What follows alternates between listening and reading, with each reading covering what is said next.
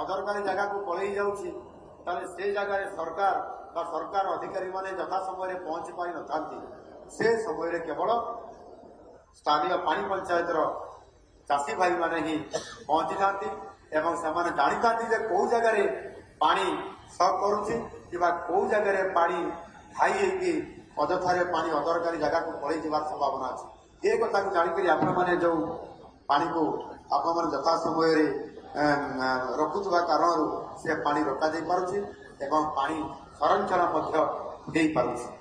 ଆମ ରାଜ୍ୟର ମହିଳା ଚାଷୀ, ମତ୍ସ୍ୟଜୀବୀ ତଥା ବୃହତ ଉଠା ଜଳସେଚନ ପ୍ରକଳ୍ପ ଗୁଡ଼ିକର ଜଳ ବ୍ୟବହାରକାରୀମାନେ ଏ ସମସ୍ତେ ସମାନ ଭାବରେ ଏହି କାର୍ଯ୍ୟକ୍ରମରେ ସମ୍ପୃକ୍ତ ହେବା ଏବଂ ସମସ୍ତଙ୍କୁ ସମାନ ସୁଯୋଗ ଓ ଅଧିକାର ମିଳିଥିବାରୁ ଜଳ ପରିଚାଳନାର ଦକ୍ଷତା ଆଜି ଆପଣମାନଙ୍କର ପାଖରେ ଆସିପାରିଛି।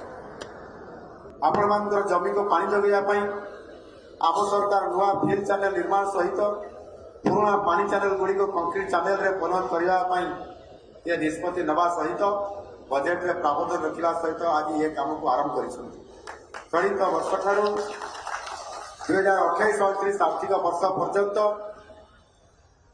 80,000 ହେକ୍ଟର ଜଳସେଚିତ ଅଞ୍ଚଳରେ 2,400 କିଲୋମିଟର ନୂତନ କଂକ୍ରିଟ କରନାଳୀ କରାଯିବ। ଯେଉଁ କରନାଳୀ କଥା ମୁଁ କହୁଥିଲି ତଳମୁଣ୍ଡାରେ ଅଧିକାଂଶ ଜାଗାରେ ଆପଣଙ୍କର କରନାଳୀ ନଥିଲା ଏବଂ ଏବେ ତାର ଯେଭଳି ଭାବରେ ତାକୁ ସମ୍ପ୍ରସାରଣ କରାଯାଉଛି ଏବଂ ସେଥିରେ କଂକ୍ରିଟ କରିକି ତାହା କରାଯାଉଛି, ତାହା ଦ୍ୱାରା 62,000 ହେକ୍ଟର ଜଳସେଚିତ ଅଞ୍ଚଳରେ 1,860 କିଲୋମିଟର ପର୍ଯ୍ୟନ୍ତ ଅତ୍ୟନ୍ତ ପୁରାତନ ଓ ଜରାଜୀର୍ଣ୍ଣ କ୍ଷେତ୍ର ନାଳୀକୁ କଂକ୍ରିଟ ନାଳୀରେ ପୁନର୍ନିର୍ମାଣ କରିବା ପାଇଁ ନିଷ୍ପତ୍ତି ନିଆଯାଇଛି ଏବଂ ତାହା ମଧ୍ୟ କାର୍ଯ୍ୟକ୍ରମ ଆରମ୍ଭ କରାଯାଇପାରିଛି। ଇଣ୍ଟରନେଟ୍ ସୁବିଧା ଥିବା ମୋବାଇଲ ଏବଂ ୱେବ୍ ଆପ୍ଲିକେସନ ଜରିଆରେ ପାଣି ପଞ୍ଚାୟତ ସମ୍ବନ୍ଧୀୟ କାର୍ଯ୍ୟଧାରା ସେମାନଙ୍କ ଦ୍ୱାରା ନିର୍ମିତ କରନାଳୀ ଏବଂ ଅନ୍ୟାନ୍ୟ କାର୍ଯ୍ୟାବଳୀର ସମୟ ଭିତ୍ତିକ ଆକଳନ କରାଯିବା ସଙ୍ଗେ ସଙ୍ଗେ ନିୟନ୍ତ୍ରଣ ମଧ୍ୟ କରାଯାଇପାରୁଛି। ପାଣି ପଞ୍ଚାୟତ ତଥା କୃଷକ ଭାଇମାନଙ୍କର ଆଶା ଆକାଂକ୍ଷା ପୂରଣ କରିବା ଦିଗରେ ରାଜ୍ୟ ସରକାର ଅନେକ ପଦକ୍ଷେପ ଗ୍ରହଣ କରୁଛନ୍ତି। କୃଷକମାନେ ହେଉଛନ୍ତି ରାଜ୍ୟର ବିକାଶମୂଳକ ସୂତ୍ରଧର। ସମସ୍ତଙ୍କର ମୁହଁରେ ଆହାର ଦେଉଛନ୍ତି ଚାଷୀ ଭାଇମାନେ ଅର୍ଥାତ୍ ଆପଣମାନେ। ସେଥିପାଇଁ ଯଶସ୍ୱୀ ପ୍ରଧାନମନ୍ତ୍ରୀ ନରେନ୍ଦ୍ର ମୋଦିଜୀ ଆପଣମାନଙ୍କୁ ଚାଷୀ ଭାଇଠାରୁ ଆଉ ଟିକେ ଅଧିକ ସମ୍ମାନିତ କରିବା ପାଇଁ ଯାଇ ଅନ୍ନଦାତା ଭାବେ ସମ୍ମାନିତ କରି ଆସୁଛନ୍ତି। ପ୍ରତ୍ୟେକ ସମୟରେ ଅନ୍ନଦାତା ହିସାବରେ ଆପଣମାନଙ୍କୁ ସେ ଦେଖୁଛନ୍ତି। ଆପଣମାନଙ୍କର ପାଇଁ ଉଭୟ କେନ୍ଦ୍ର ସରକାର ଓ ରାଜ୍ୟ ସରକାର ଅନେକ ଯୋଜନା ଆଜି କାର୍ଯ୍ୟକାରୀ କରୁଛନ୍ତି।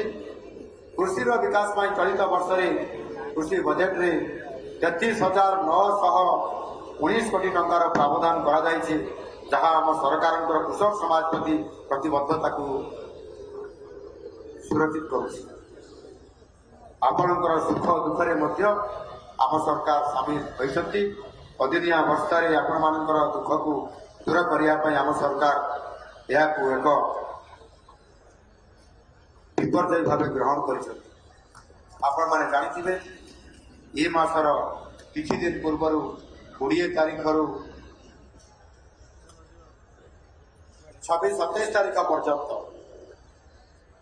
ଅଦିନିଆ ବର୍ଷା ବିଶେଷ କରିକି ଆମ ଓଡ଼ିଶାର ଉପକୂଳବର୍ତ୍ତୀ ଅଞ୍ଚଳର ଜିଲ୍ଲାମାନଙ୍କରେ 16ଟି ଜିଲ୍ଲାରେ ଅଦିନିଆ ବର୍ଷା ହେବା ଫଳରେ ବିଶେଷ କରିକି କୋଷ୍ଟାଲ ଏରିଆରେ ମଧ୍ୟ ଡେରିରେ ଆପଣଙ୍କର ଧାନ କ୍ରପ୍ କଟିଂ ହେଇକରି ଆପଣଙ୍କର ଖଳାକୁ ଆସେ ବା ଘରକୁ ଆସେ।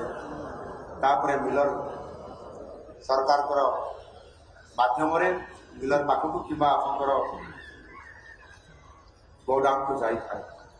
ଏ କାମ ଯେହେତୁ କୋଷ୍ଟାଲ ଏରିଆରେ ବିଳମ୍ବ ହୁଏ ଏବଂ ସେହି ସମୟରେ ଅଦିନିଆ ବର୍ଷା ଦୁଇଥର 20 ତାରିଖରୁ 24 ତାରିଖ ମଧ୍ୟରେ ଏବଂ ପୁଣି 2-3 ଦିନ ବନ୍ଦ ହେଲା ପରେ ପୁଣି ଆଉଥରେ ଦୁଇଥର ବର୍ଷା ହେବା କାରଣରୁ ଆପଣଙ୍କର ଧାନ ବିଲରୁ କ୍ଷେତରୁ ଆଉ ଆସିପାରିନଥିଲା ଘରକୁ କିମ୍ବା କ୍ଷେତକୁ। ଆଉ ସେଥିପାଇଁ ବ୍ୟାପକ ଭାବରେ ଆପଣଙ୍କର ଧାନ ପାଣି ଭିତରେ ସଢ଼ିକି ରହିଗଲା। ଚାଷୀଗୁଡ଼ା ହତାଶ ହେଇଗଲେ। ଏତେ ସୁନ୍ଦର ପରିଶ୍ରମ କରିବା ଏବଂ ଚାଷ ହେବା କାରଣରୁ ଶେଷ ପର୍ଯ୍ୟାୟରେ ଆମେ କେବଳ ବିଲରୁ ଶସ୍ୟକୁ ଆମେ ଖଳାକୁ ଆଣିବା କଥା କିମ୍ବା ଘରକୁ ଆଣିବା କଥା। ଏ କାମ କରିବା ପୂର୍ବରୁ ସେ ସମୟରେ ହିଁ ଏଭଳି ଭାବରେ ଚାଷୀକୁ ଦୁଃଖ ଦେଲା ଏବଂ ଚାଷୀ କୂଳ ସମ୍ପୂର୍ଣ୍ଣ ଭାବରେ ଭାସିଗଲା ବା ଦୁଃଖ ପାଇଲା, ତାର କ୍ଷତି ହେଇଗଲା ଏବଂ ସରକାରଙ୍କ ନିକଟରେ ନିବେଦନ କଲା ଚାଷୀ ଅର୍ଥାତ୍ ଆପଣମାନେ ଅଧିକାଂଶ ଚାଷୀ ଏଠି ବି ଥିବେ ଯେଉଁମାନେ ନିବେଦନ କରିଥିବେ, ଯେଉଁମାନେ କୋଷ୍ଟାଲ ଏରିଆରୁ 16ଟି ଜିଲ୍ଲାରୁ ପ୍ରତିନିଧିତ୍ୱ କରୁଥିବେ, ନିଶ୍ଚିତ ଭାବରେ ଆସିଥିବେ। ଆପଣମାନଙ୍କର ଦାବି କରିବା ଫଳରେ ଆମ ସରକାର ସମ୍ବେଦନଶୀଳ ଥିବା କାରଣରୁ, ଚାଷୀଙ୍କର ପ୍ରତି ଉଦାରବାଦୀ ଥିବା କାରଣରୁ, ଚାଷୀଙ୍କର ଦୁଃଖରେ ଦୁଃଖୀ ହୋଇଥିବା କାରଣରୁ, ଚାଷୀଙ୍କର ସମସ୍ୟାର ସମାଧାନ କରିବା ପାଇଁ ସବୁବେଳେ ଆମ ସରକାର ଆପଣମାନଙ୍କର ସହିତ ଥିବା କାରଣରୁ ଆପଣମାନଙ୍କର ଏ ସମସ୍ୟାକୁ ଜାଣିଲା ପରେ ତୁରନ୍ତ ମନ୍ତ୍ରୀ ପରିଷଦର ସମସ୍ତ ସଦସ୍ୟମାନଙ୍କୁ ମୁଁ ସମସ୍ତ ଜିଲ୍ଲାକୁ ପରିଦର୍ଶନ କରିବା ପାଇଁ, କ୍ଷେତ୍ରକୁ ଯିବା ପାଇଁ, ଚାଷୀଙ୍କ ସହିତ ମିଶିବା ପାଇଁ, ତାହାର ଦୁଃଖ ଦେଖିବା ପାଇଁ ଏବଂ ଶୁଣିବା ପାଇଁ ମୁଁ ପଠାଇଥିଲି ଏବଂ ମୁଁ ନିଜେ ମଧ୍ୟ 3ଟି ଜିଲ୍ଲା, ନୟାଗଡ଼ ଜିଲ୍ଲା, ଆପଣଙ୍କର ଗଞ୍ଜାମ ଜିଲ୍ଲା ଏବଂ ଗଜପତି ଜିଲ୍ଲାକୁ ମୁଁ ନିଜେ 3ଟି ଜିଲ୍ଲା ଯାଇକି କ୍ଷେତ୍ରକୁ ଯାଇ ନିଜେ ବିଲରେ କିଭଳି ଭାବରେ ଧାନ ସଢ଼ି ଯାଇଛି, ଖରାପ ହେଇଯାଇଛି, ଗଜା ମରୁଡ଼ି ହେଇଯାଉଛି, ମାନେ ଗଜା ହେଇଯାଉଛି, ଧାନର ଗଜା ବାହାରି ଯାଉଛି, ଏ କଥାକୁ ମୁଁ ଦେଖିଲା ପରେ ଚାଷୀଙ୍କର ଯେଉଁ କ୍ଷତି ହେଇଛି ସେ କ୍ଷତିକୁ କିଭଳି ଭାବରେ ଚାଷୀ ପାଇବ, ଚାଷୀର ଦୁଃଖ ଦୂର ହେବ, ସେଥିପାଇଁ ବିଭାଗୀୟ ଅଧିକାରୀମାନଙ୍କୁ ମୁଁ ନିର୍ଦ୍ଦେଶ ଦେଇଥିଲି ଏବଂ ରିପୋର୍ଟ ଆସିଲା ପରେ ଆପଣଙ୍କର 6,66,000ରୁ ଅଧିକ ଚାଷୀ ଯେଉଁମାନଙ୍କର ଅଦିନିଆ ବର୍ଷା ଯୋଗୁଁ କ୍ଷତି ହେଇଛି ତାକୁ ପୂରଣ କରିବା ପାଇଁ 291 କୋଟିରୁ ଅଧିକ ଟଙ୍କାର ସହାୟତା ଯୋଗାଇ ଦେବାର ନିଷ୍ପତ୍ତି ସରକାର ନେଇଛନ୍ତି ଏବଂ ଏହା ମଧ୍ୟ କାର୍ଯ୍ୟକାରୀ ହେବା ପାଇଁ ଆରମ୍ଭ ହୋଇଛି। ଏ ଅଦିନିଆ ବର୍ଷା କାରଣରୁ ଯେଉଁ କ୍ଷତି ହେଇଥାଏ ଚାଷୀର, ସେ ବାବଦରେ ଆପଣଙ୍କର ରିଲିଫ କୋଡରେ ଇଏ ଏକ ପ୍ରାକୃତିକ ବିପର୍ଯ୍ୟୟ ପରି ଉଲ୍ଲେଖ ନାହିଁ। ଆଉ ସେ କାରଣରୁ ଚାଷୀ ଏଥିରେ ସହଯୋଗ ବା କ୍ଷତିପୂରଣ ବାବଦରେ ଆର୍ଥିକ ସହାୟତା ପାଇନଥାଏ।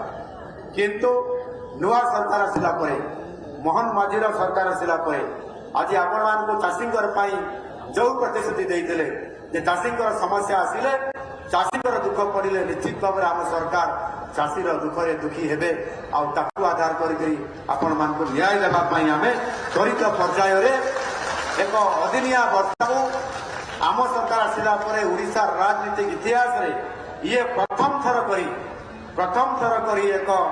ଏହାକୁ ପ୍ରାକୃତିକ ବିପର୍ଯ୍ୟୟ ହିସାବରେ ଆମ ସରକାର ଗ୍ରହଣ କଲା ପରେ SDRF ଫଣ୍ଡ ତରଫରୁ 291 କୋଟି ଟଙ୍କାରୁ ଅଧିକ ଆର୍ଥିକ ଟଙ୍କା ଆଜି ଚାଷୀମାନଙ୍କୁ କ୍ଷତିପୂରଣ ବାବଦରେ ସାହାଯ୍ୟ କରାଯାଇଛି।